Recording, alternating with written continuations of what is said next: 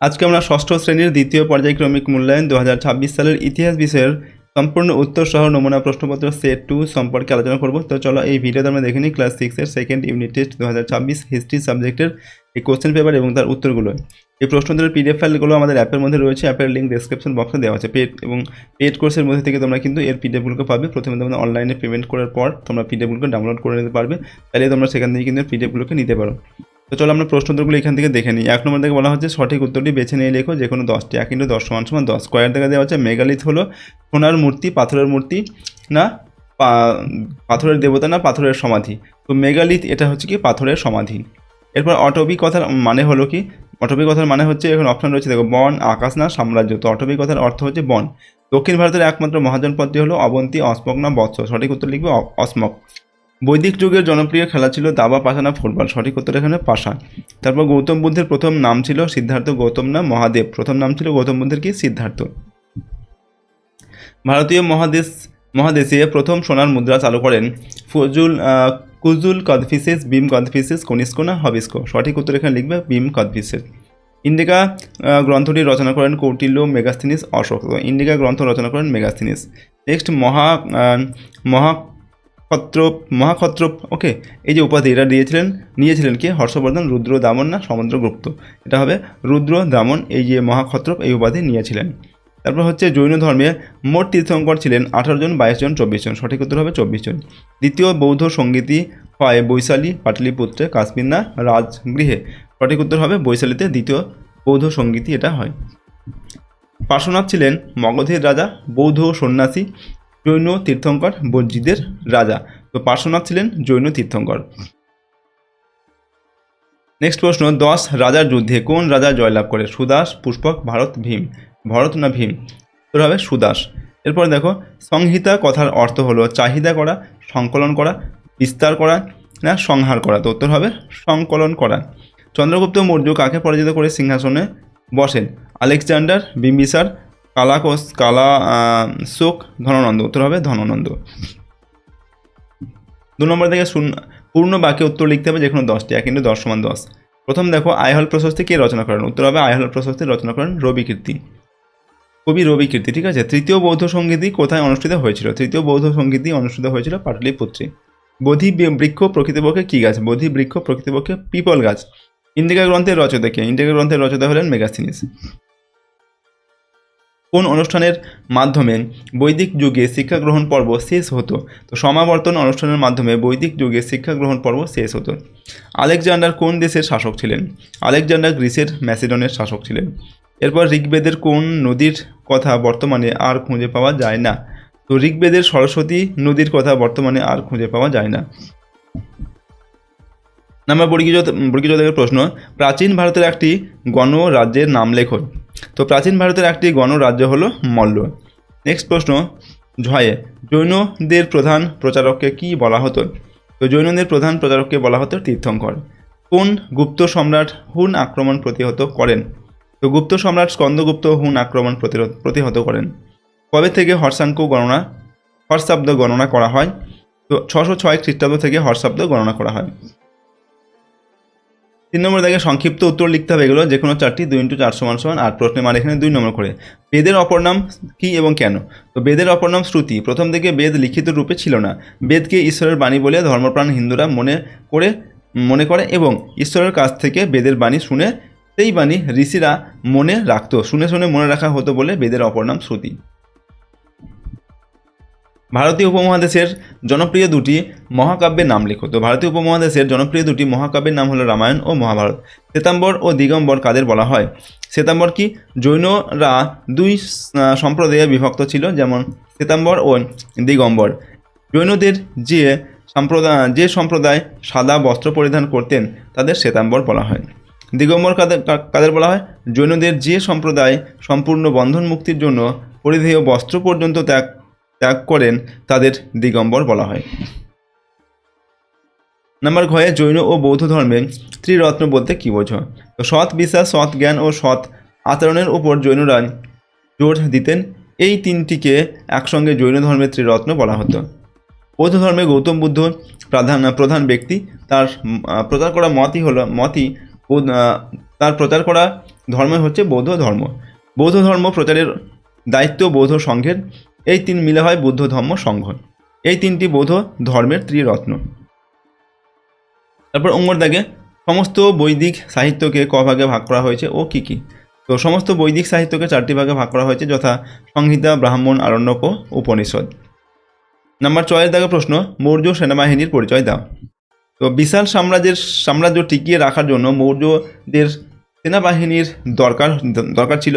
তবে মৌর্য সেনাবাহিনীতে চূড়ান্ত ক্ষমতার অধিকারী ছিলেন সম্রাট নিজে। এই সেনাবাহিনী গঠিত হয়েছিল ঘোড়া, রথ, হাতি, নৌকা এবং পদাতিকদের নিয়ে। পরের দেখা হচ্ছে মগধ ও ব্রিজি মহাজনদের মধ্যে দুটি পার্থক্য লেখন। তো মগধ আর ব্রিজি এদের মধ্যে পার্থক্য কি? 1 নম্বর, মগধ একটি রাজতান্ত্রিক মহাজন পদ আর ব্রিজি হচ্ছে একটি অরাজতান্ত্রিক মহাজন পদ। 2 নম্বর, একজন রাজার অধীনে থাকার কারণে এখানে শাসন ব্যবস্থা ও পরিবেশ খুবই শান্ত ও মনোরম ছিল, আর ব্রিজিতে কয়েকটি উপজাতির হাতে শাসন ক্ষমতা ভাগ করা ছিল। 4 নম্বর হচ্ছে নিম্নলিখিত প্রশ্নগুলির উত্তর লেখো, যে কোনো 4টি। 3 × 4 = 12। এখানে প্রশ্নের মান 3 নম্বর করে। পরের দিকে চতুরাশ্রম সম্পর্কে যা জানো লেখন। তো আশ্রম কথার অর্থ জীবনের বিভিন্ন অবস্থা। পরবর্তী বৈদিক যুগে উচ্চবর্ণ আর্যদের 4টি আশ্রম গড়ে ওঠে, এগুলিকে চতুরাশ্রম বলা হতো। এগুলো হলো ব্রহ্মচর্য বা বাল্যকাল ও কৈশোরে গুরুগৃহে ব্রহ্মচর্য পালন ও বিদ্যাচর্চা করা। আর দ্বিতীয় আশ্রম ছিল গার্হস্থ্য বা যৌবনে গুরুগৃহ থেকে প্রত্যাবর্তনের পর সংসার জীবনযাপন করা। তৃতীয় আশ্রম ছিল বানপ্রস্থ। এই সময় সংসার জীবন ত্যাগ করে বনবাস করতে হতো। সমাজে চতুর্থ আশ্রম ছিল সন্ন্যাস, যা সব কিছু ত্যাগ করে সন্ন্যাস জীবনযাপন করা। ওকে, বা সব কিছু ত্যাগ করে সন্ন্যাস জীবনযাপন করা। এরপর টিকা লিখতে হবে ত্রিপিটক সম্পর্কে। তো ত্রিপিটক কি? পালি ভাষায় সংকলিত বুদ্ধদেবের উপদেশগুলি ত্রিপিটক নামে পরিচিত। ত্রিপিটকগুলি সূত্র পিটক, বিনয় পিটক ও অভিধর্ম পিটক এই তিন অংশে বিভক্ত। এগুলিতে যথাক্রমে বুদ্ধের উপদেশসমূহ, বৌদ্ধ ভিক্ষুণীদের পালনীয় বিধিসমূহ ও বৌদ্ধ দর্শন লেখা আছে। ওকে, গয়ের দেখা প্রশ্ন, পঞ্চ মহাব্রত বলতে কী বোঝো? তো মহাবীরের পূর্ববর্তী তীর্থঙ্কর পার্শ্বনাথ প্রচারিত চতুর্জাম নীতি মহাবীর গ্রহণ করেন। পার্শ্বনাথ প্রচারিত 4টি মূল নীতি ছিল: 1 নম্বর, অহিংসা, মিথ্যা কথা না বলা। তারপর হচ্ছে চুরি না করা বা অচর্জন, পরদ্রব্য গ্রহণ না করা বা অপরিগ্রহ। এগুলি চতুর্জাম নামে খ্যাত। মহাবীর এর সাথে আরও একটি নীতি যোগ করেন। এই পঞ্চম নীতিটি হলো ব্রহ্মচর্য। এই 5 নীতিকে একসঙ্গে পঞ্চ মহাব্রত বলা হয়। নেক্সট, ঘয়ের দেখে মহাযান ও হীনযান কাদের বলা হয়? বৌদ্ধ ধর্মের বেশ কিছু সন্ন্যাসী আমিষ খাবার খেতে থাকেন, দামি ভালো পোশাক পরতে থাকেন, সোনা রূপা দান হিসাবে নিতে শুরু করেন। এর ফলে বৌদ্ধ সংঘের নিয়ম নীতি শিথিল হতে থাকে এবং বৌদ্ধ ধর্মে মহাযান নামে এক নতুন দল তৈরি হয়। মহাযানরা মূর্তি পূজার সমর্থক ছিলেন। এর ফলে পুরনো মতের বৌদ্ধ সন্ন্যাসীরা মহাযান মতের বিরোধী হয়ে পড়েন, তারা হীনযান নামে পরিচিত হন। নেক্সট হচ্ছে উমর দাগে টিকা লিখতে হবে অর্থশাস্ত্র সম্পর্কে। তো প্রাচীন ভারতের শাসন পরিচালনার বিষয়ে লেখা অন্যতম একটি বই হলো কৌটিল্যের অর্থশাস্ত্র। বইয়ের নাম অনুযায়ী বইটিতে শুধুমাত্র টাকা কড়ির হিসেব বিষয়ে লেখা নেই, কোনো রাজ্যের শাসন ব্যবস্থা কেমন হওয়া উচিত তার সামগ্রিক আলোচনা রয়েছে। অর্থশাস্ত্রের মতে রাষ্ট্রীয় শাসনকার্যে প্রধান হলেন রাজা, এখানে তার কথাই শেষ কথা। এছাড়া বইটিতে রাজকাজের সমস্ত বিষয়ের খুঁটিনাটি আলোচনা এবং একজন শাসকের কী করা উচিত তা বিস্তারিতভাবে বলা হয়েছে। পরের দিকে টিকা লিখতে হবে 10 রাজার যুদ্ধ সম্পর্কে। তো 10 রাজার যুদ্ধ সম্পর্কে আমরা লিখছি, যুদ্ধের কথা ঋগ্বেদে অনেক আছে, তার মধ্যে বিখ্যাত হলো 10 রাজার যুদ্ধ। ভরত গোষ্ঠীর রাজা ছিলেন সুদাস, তার সঙ্গে অন্যান্য 10টি গোষ্ঠীর রাজাদের যুদ্ধ হয়েছিল। সুদাস 10 রাজার জোটকে হারিয়ে দিয়েছিলেন।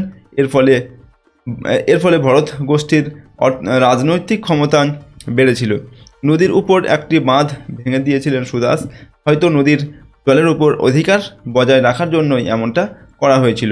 এই যুদ্ধের সঙ্গে পরবর্তীকালের যে মহাভারতের কুরুক্ষেত্র যুদ্ধের কিছুটা মিল রয়েছে। পরের দিকে প্রশ্ন টিকা লিখতে হবে অষ্টাঙ্গিক মার্গ সম্পর্কে। তো দুঃসময় পৃথিবীতে দুঃখময় পৃথিবীতে দুঃখের হাত থেকে মুক্তি লাভের জন্য বুদ্ধদেব 8টি দিক সমন্বিত যে মার্গ বা পথ নির্দেশ করেছেন তা অষ্টাঙ্গিক মার্গ নামে সুপরিচিত। অষ্টাঙ্গিক মার্গে তিনি যে অষ্টপথের কথা বলেছেন তা হলো সৎ বাক্য, সৎ কার্য, সৎ জীবিকা, সৎ চেষ্টা, সৎ চিন্তা, সৎ চেতনা, সৎ সংকল্প ও সৎ দৃষ্টি। এই সমস্ত মার্গের সমন্বিত রূপ বৌদ্ধ ধর্মে মধ্যপন্থা বা মধ্যম নামে পরিচিত। 5 নম্বর দাগে যে কোনো দুটি প্রশ্নের উত্তর এখান থেকে লিখতে হবে। প্রশ্ন নাম্বার 5 নম্বর করে 5 দুগুণে 10 নম্বর। কয়ের দাগে আদি বৈদিক ও পরবর্তী বৈদিক যুগে নারীদের অবস্থান কেমন ছিল? তোমরা উত্তরটা লিখছি আদি বৈদিক ও পরবর্তী বৈদিক যুগে নারীদের অবস্থান। আদি বৈদিক যুগ থেকে পরবর্তী বৈদিক যুগে নারীদের অবস্থার পরিবর্তন ঘটে। আদি বৈদিক সমাজে অনেক নারী শিক্ষা লাভ করতেন, এমনকি সমিতির বৈঠকেও কিছু নারী যোগ দিতেন বলে জানা যায়। যুদ্ধেও তারা অংশ নিতেন। ঋগ্বেদে কোথাও বাল্যবিবাহের কথা নেই, সতীদাহ প্রথার কথাও সেখানে পাওয়া যায় না। যজ্ঞেও নারীরা অংশ নিতে পারতেন। পরবর্তী বৈদিক যুগে সমাজে নারীদের অবস্থা খারাপ হয়েছিল। মেয়ে জন্মালেও পরিবারের সবাই দুঃখ পেত। ছোট বয়সে মেয়েদের বিয়ে দেওয়ার প্রথা শুরু হয়েছিল। যুদ্ধে বা সমিতির কাজে মেয়েদের আর যোগ দিতে দেখা যেত না। ক্ষয়ের দাগে হচ্ছে খ্রিস্টপূর্ব 6ষ্ঠ শতকে মগধের উত্থানের কারণগুলি লেখন।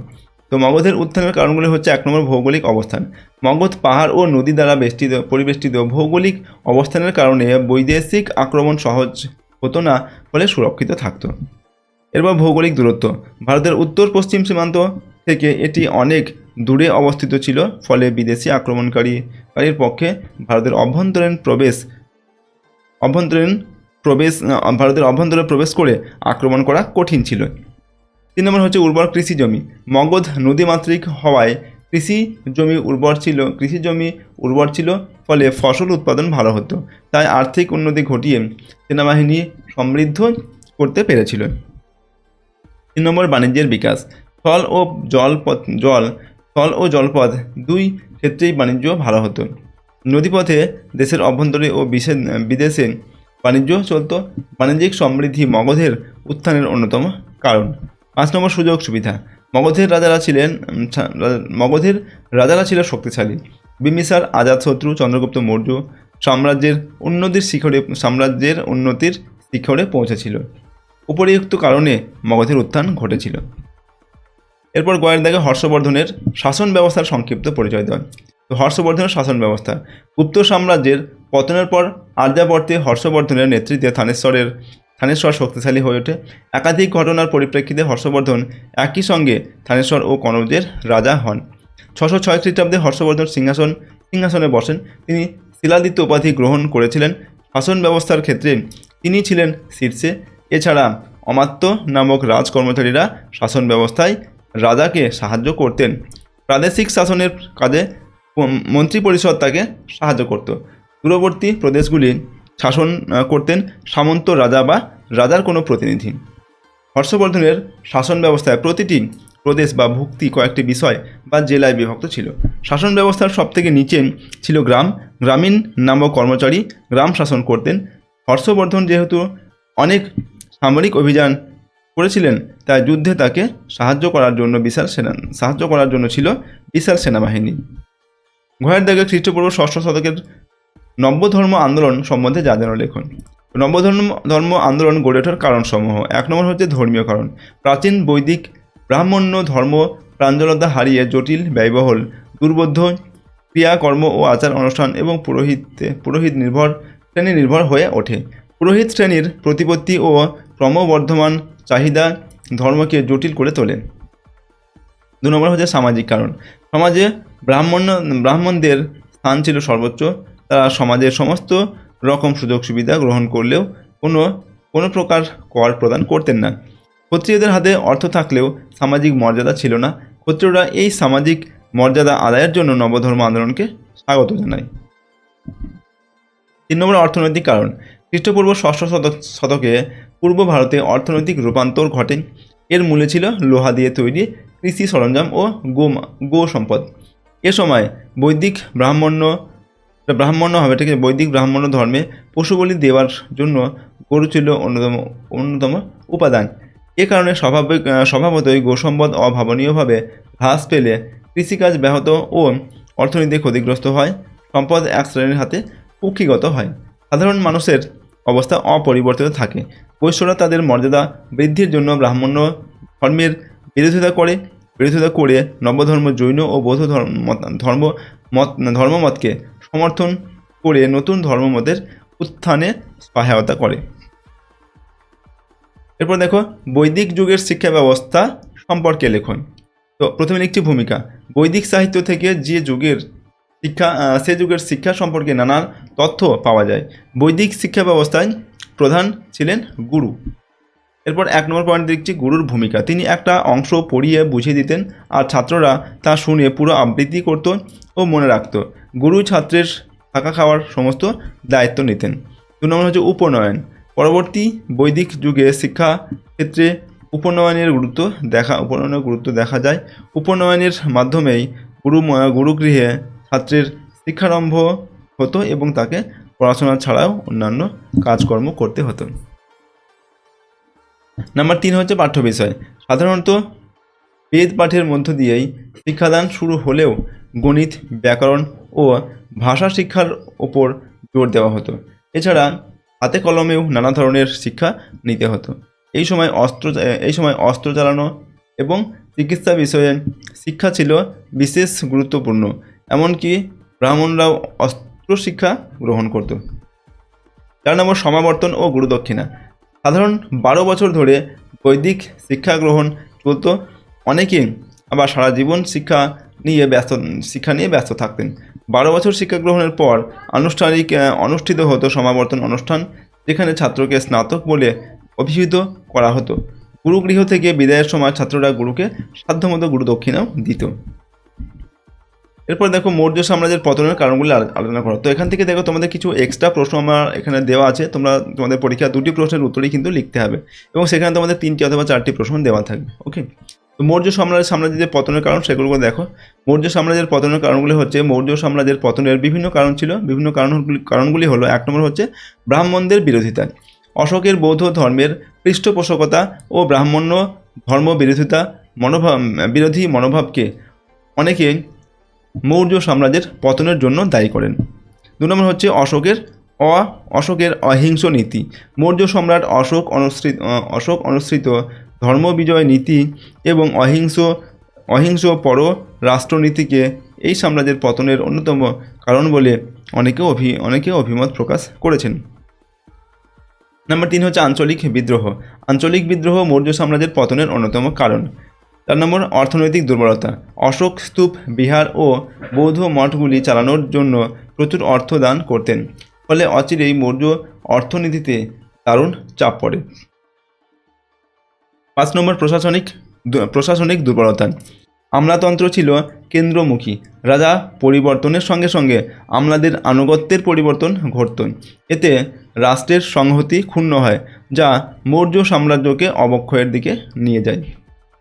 এই প্রশ্ন উত্তরের পিডিএফগুলো আমাদের অ্যাপের মধ্যে রয়েছে, চাইলে তোমরা সেখান থেকে নিতে পারো। অ্যাপের লিঙ্ক ডেসক্রিপশন বক্সে রয়েছে।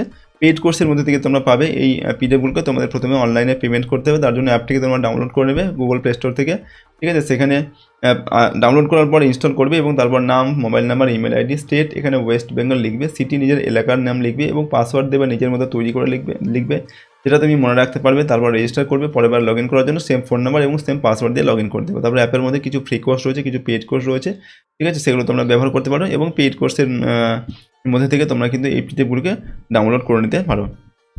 তো আজকে আমরা এই ভিডিওটি এখানে শেষ করছি। সম্পূর্ণ ভিডিওটি দেখার জন্য অসংখ্য ধন্যবাদ।